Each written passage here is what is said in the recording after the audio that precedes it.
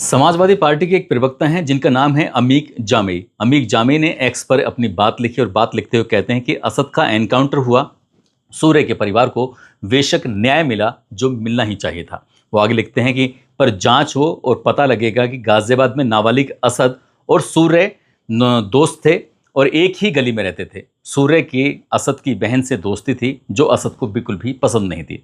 वो आगे लिखते हैं कि जिसे लेकर विवाद चला आ रहा था, जिसके बाद असद के परिवार ने मोहल्ला भी बदल दिया, पर यह दोस्ती का सिलसिला लगातार चलता रहता है और यह सिलसिला जाकर रुकता है तो ये सूर्य की जान पर जाकर रुक जाता है।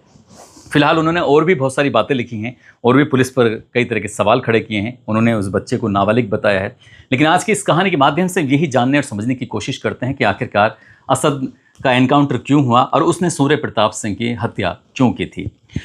आदाब, नमस्कार, सत श्री अकाल। मैं उस्मान सैफी। आज की जो सच्ची घटना मैं आपको सुनाने जा रहा हूँ, ये सच्ची घटना है उत्तर प्रदेश के ज़िला गाज़ियाबाद का। एक थाना लगता है खोड़ा, और खोड़ा थाना क्षेत्र का ही एक इलाका है नवनीत नगर कॉलोनी। ये तारीख है 28 मई 2026। दोपहर के लगभग 3:30 बजे के आसपास का वक्त हो रहा था और ये दिन था बकरीद का, यानी कि ईद का त्यौहार था।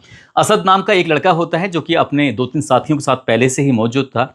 इसी बीच में उसने अपने एक दोस्त जिसका नाम होता है सूर्य प्रताप चौहान, जिसकी उम्र लगभग 17 साल के आसपास होती है, जो कक्षा 11 का छात्र होता है, उसको फ़ोन करके बुलाता है कि एक काम करो, तुम सीधा गली नंबर 2 पहुंचना और जहां केले का गोदाम है वहां पर मुलाकात करते हैं, बातचीत करते हैं, क्योंकि आपस में एक दूसरे को जानते हैं, पहचानते हैं। और जैसे ही सूर्य प्रताप अपने 2 साथियों के साथ मौके पर पहुंच जाता है तो असद यहाँ पहले से ही 3-4 साथियों के साथ मौजूद होता है। बातचीत का सिलसिला शुरू होता है और बातचीत का सिलसिला शुरू होते ही वो कहता है कि क्या तुमने कभी किसी बकरे को हलाल होते हुए देखा है। जैसे ही असद ने ये बात कही, सूर्य ये बात सुनता है, वो कहता है कि मैंने तो नहीं देखा। लेकिन असद कहता है कि चलो ठीक है, कोई बात नहीं, चिंता मत करो, आज हम तुम्हें बकरा हलाल होते हुए दिखाएंगे। जैसे ही सूर्य ने ये बात सुनी, वो इस बात में बिल्कुल भी इंटरेस्टेड नहीं था, वो नहीं चाहता था कि वो इस तरह की कोई चीज़ देखे। वो वहाँ से जब जाने की तैयारी कर रहा था तो इसी बीच में मौका पाता है असद ने जो अपना छुपाया हुआ एक चाकू था, जो कि उसने बताया जाता है, दावा किया जाता है कि उसने उसको ऑनलाइन मंगाया था, वो भी एक अजीब विशेष किस्म का चाकू बताया जाता है। मौका पाते ही वो उसको यानी कि सूर्य के पेट में उसे घोंप देता है और जैसे उसको घोंपता है तो उस चाकू को सीधा निकालने के बजाय उसको इसी तरह से घुमाने की कोशिश करता है, क्योंकि इसे घुमाने से उसको ज़्यादा चोट पहुंच सकती है, ज़्यादा वो डैमेज हो सकता है। उसको नुकसान पहुंचाना ही असद की मंशा थी और यही कारण था कि जैसे वो चाकू बाहर निकलता है, इसी बीच में सूर्य अपनी जान बचाने के लिए मौके से भागने की कोशिश कर रहा था और वो वहाँ से भागता है। लगभग 200 मीटर तक वो भागते ही रहता है। लेकिन असद का जो मंसूबे थे वो बहुत ही भयानक थे, ख़तरनाक थे। मौका पाते ही असद उसके पीछे पड़ जाता है, उसके दोस्त भी उसके साथ साथ चलते हैं और इस बीच में वो मौका पाते ही 200 मीटर की दूरी पर जाकर सूर्य को घेर लेता है। और जैसे सूर्य को घेरता है तो इसके बाद एक उसने चाकू से ताबड़तोड़ वार करना शुरू कर दिया। जब यहाँ पर चाकू से वार कर रहा था तब ये जो सूर्य होता है वो बहुत ज़ोर ज़ोर से चीख रहा था, चिल्ला रहा था और अपनी जान बचाने की लगातार कोशिशें कर रहा था। जो उसके दोस्त होते हैं वो इतनी बुरी तरह डर जाते हैं, दोनों दोस्त, वो भी सामने आने की हिम्मत नहीं कर पा रहे थे। जो असद के दोस्त होते हैं वो एकदम से जमे हुए थे, वहाँ पर खड़े हुए थे, लेकिन चीख पुकारों की जो आवाज़ आती है तो जो आसपास की कॉलोनी के लोग होते हैं, आसपास के जो लोग होते हैं, इन चीखों को सुनने के बाद जैसे ही अपने घरों से निकलते हैं और वह जो वो विरोध करते हैं, विरोध करने के बाद असद जो होता है वो मौका पाते हैं अपने दोस्तों के साथ यहाँ से भागने में कामयाब हो जाता है। और जैसे वो भागता है तो इसके बाद फिर यहाँ खून से लथपथ जो सूर्य प्रताप सिंह चौहान होता है वो वहाँ पर पड़ा हुआ था। उसकी चीखों की आवाज़ जब लोगों तक पहुंचती है, लोगों ने उसके घर तक ये सूचना दी। उसका बड़ा भाई होता है जिसका नाम यश चौहान होता है। यश चौहान मौके पर आता है। मौके पर आने के बाद अपने ही भाई को उठाकर सीधा हॉस्पिटल लेके जाता है और हॉस्पिटल ले जाने के बाद डॉक्टर कहते हैं कि इसकी हालत बहुत ही ज़्यादा चिंताजनक बनी हुई है, गंभीर हालत है। जो इसकी माँ होती है, माँ ड्यूटी पर गई हुई थी, काम पर गई हुई थी, उसको ड्यूटी से छूटने में थोड़ा वक्त लग जाता है, शाम के 7 बज जाते हैं और ये घटना थी दोपहर के लगभग 3:30 बजे के आसपास की। माँ 7 बजे जैसे ही अपने लाडले को देखती है और देखने के बाद उसकी हालत इतनी ज़्यादा ख़राब थी, बहुत ही ज़्यादा। माँ ने काफ़ी प्रार्थना की, रिक्वेस्ट की डॉक्टरों से कि मेरे बेटे को बचा लीजिए, क्योंकि उसके पति की पहले ही मौत हो चुकी है। जो उसका बेटा है बड़ा वाला, जिसका नाम यश है, यश की हालत थोड़ी सी ख़राब रहती है। यश थोड़ा सा परेशान भी रहता है और इस वजह से जो घर में छोटा वाला बेटा है सूर्या, वही बड़ा होकर घर की पूरी जिम्मेदारी निभाएगा। माँ 5-7 हज़ार रुपये महीने की नौकरी करती है। बहन की शादी हो चुकी है, वही जिम्मेदार था। वो वेंटिलेटर पड़ा हुआ था, ज़िंदगी मौत की जंग लड़ रहा था। और अगला ही दिन निकलता है कि 29 मई 2026 की दोपहर के लगभग 1 बजे के आसपास का वक्त हो रहा था। जैसे ही परिवार के लोगों को ये सूचना दी जाती है कि हम सूर्य प्रताप चौहान को बचा नहीं सके, यानी कि वो मर चुका है।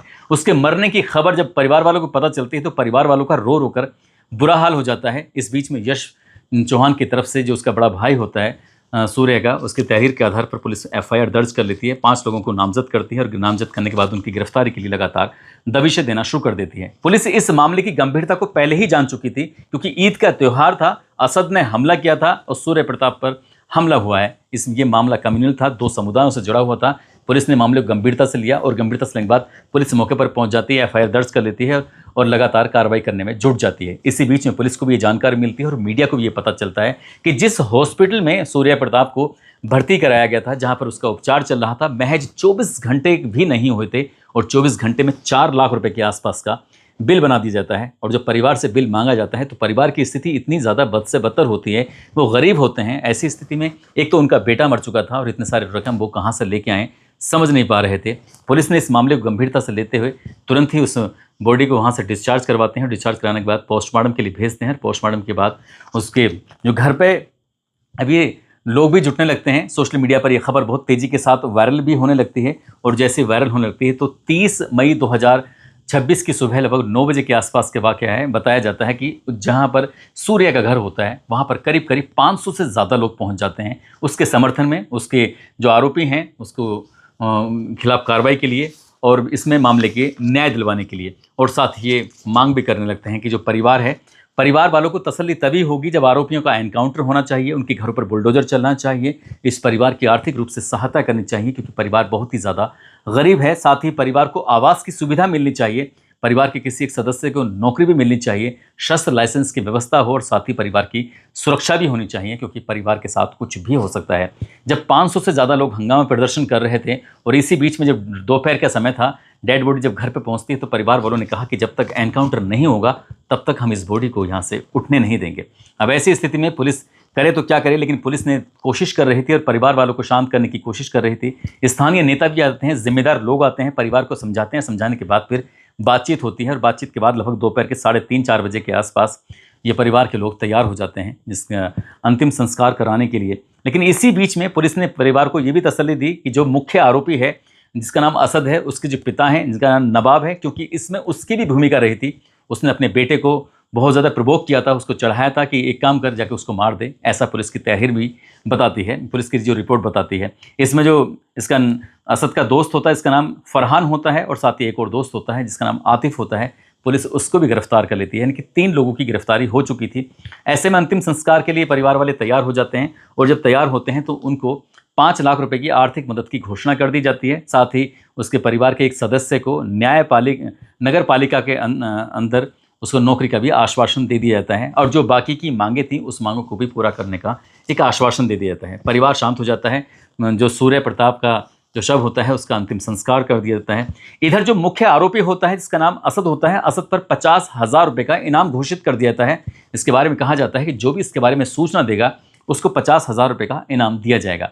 ऐसी ही स्थिति में 31 मई 2026 की रात की बात है, पुलिस को एक इनपुट मिलता है। जो गाजियाबाद की पुलिस होती है उसने चारों तरफ अपने सोर्सेस थे वो फैला दिए थे और सोर्सेस के माध्यम से ये पता चलता है कि जो असद है वो खोड़ा कॉलोनी के अंदर ही आएगा, अपने दोस्त के पास आएगा, वहाँ से पैसे उठाएगा और पैसे उठाने के बाद सीधा यहाँ से शहर से रफो चक्कर हो जाएगा, भाग जाएगा और निकल जाए। क्योंकि जो इसके असद के परिवार के लोग होते हैं वो अपने घर पर ताला लगाकर मौका पाते ही भाग जाते हैं। लेकिन जो असद का पिता है जिसका नाम नवाब है, पुलिस उसको गिरफ्तार कर चुकी थी।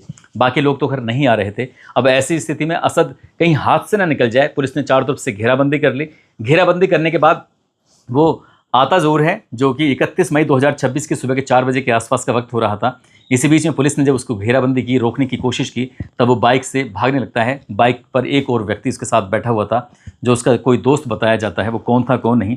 पुलिस को देखकर वो इंदिरापुरम के वसुंधरा की तरफ भागने लगता है। पुलिस ने जब उसका पीछा किया, पीछा करने के दौरान जब बाइक गिर जाती है, अनियंत्रित होने के बाद जो बाइक पर उसका साथी बैठा हुआ था वो अंधेरे का फायदा उठाने के बाद मौके से भाग जाता है। लेकिन जो असद है वो मौके पर रह जाता है। उसके पास में एक हथियार होता है, हथियार से वो पुलिस पर लगातार फायरिंग करना शुरू कर देता है। इसी बीच में एक कांस्टेबल होता है जो घायल भी हो जाता है। लेकिन पुलिस ने जब जवाबी कार्रवाई की और जवाबी कार्रवाई करने के बाद उस पर पुलिस ने जो गोली चलाई तो उसकी गोली लग जाती है जिससे वो गंभीर रूप से घायल हो जाता है। इसके बाद पुलिस उसे घायल को उपचार के लिए हॉस्पिटल लेके पहुंचती है तो पता चलता है कि डॉक्टर उसको मृत घोषित कर देते हैं, यानी कि असद जो होता है वो एनकाउंटर में ढेर हो जाता है। और सूर्य कि जो परिवार वाले थे उनको इस बात से लेकर तसल्ली भी हो जाती है, लेकिन वो कहते हैं कि जब तक, उसकी माँ कहती है, जब तक मैं उस आरोपी का फ़ोटो ना देख लूँ तब तक मुझे विश्वास नहीं होगा, यकीन नहीं होगा। लेकिन पुलिस ने उसको समझाया बुझाया, फिर मीडिया वालों को तांता लग जाता है और यहाँ पर पूरी पुलिस फोर्स तैनात कर दी जाती है, क्योंकि मिक्सअप आबादी है, यहाँ पर हिंदू भी रहते हैं या मुसलमान भी रहते हैं, और ये मामला दो समुदाय से जुड़ा हुआ मामला था।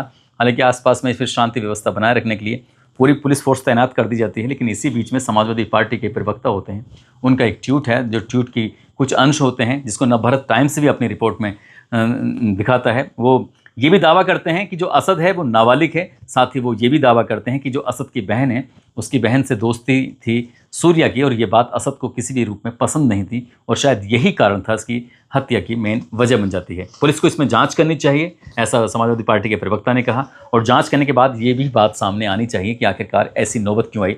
हालांकि पुलिस की जांच पड़ताल में ये आया है कि करीब करीब अब से 8 महीने पहले बाइक चलाने को लेकर दोनों के बीच में विवाद हुआ था। दोनों अच्छे खासे दोस्त होते हैं, और विवाद के बाद ही बात यहाँ तक पहुँच जाती है। उसने ईद के दिन उसे धोखे से बुलाता है, और धोखे से बुलाने के बाद उसे चाकुओं से ताबड़तोड़ हमला करने के बाद उसकी हत्या कर देता है, जिसके बाद ये पूरा घटनाक्रम जो होता है सोशल मीडिया पर बहुत तेज़ी के साथ वायरल होने लगता है। दोस्तों, इस पूरे घटनाक्रम को सोने का उद्देश्य किसी को परेशान करना नहीं है, किसी का दिल दुखाना नहीं है, बल्कि आपको जागरूक करना है, आपको सचेत करना है, और आपको ये भी बताना है कि कम से कम अपने बच्चों पर ध्यान दें। वो किसके साथ उठते हैं, किसके साथ बैठते हैं, किससे दोस्ती है, किससे नहीं है, कहीं आपस में उनके बीच में विवाद तो नहीं हो गया है। इसलिए कभी कभी छोटी छोटी बातें जो होती हैं, यदि पुलिस की ही बात सही है कि उस बाइक को लेकर झगड़ा हुआ था, तो बाइक की बात कोई बहुत बड़ी नहीं थी, वो छोटी सी मामूली सी बात थी। यदि उसकी बहन की वाली बात थी तो वो भी एक बात है। तो इसमें परिवार के लोगों को आपस में बैठकर अपने बच्चों को समझाना चाहिए कि क्या अच्छा होता है, क्या बुरा होता है। जाते जाते अभिनव सिंह हैं, आज इनका जन्मदिन है, इनको जन्मदिन की ढेरों सारी शुभकामनाएं, बहुत बहुत मुबारकबाद। और कुछ लोगों ने नाम लेने की अपील की है, जिसमें सुरेश चंद गौतम हैं, सर्जन गुज्जर, पूरन सिंह हैं, तहजीब खान, मोहम्मद खलील खान, मोहम्मद हनीफ खान फिरोजाबाद से, मुन्ना मुखिया, मोहम्मद आरिफ, उमेश चौधरी, संतोष कुमार यादव, सोनू गुप्ता, करण मल्होत्रा, विशाल निषाद, राजू महतो, DK मीना, अतुल मलिक, वीर शर्मा, रोहित राणा, गोपाल सिंह। आप सब लोग अपना ख्याल रखें, सुरक्षित रहें। जय हिंद, जय भारत।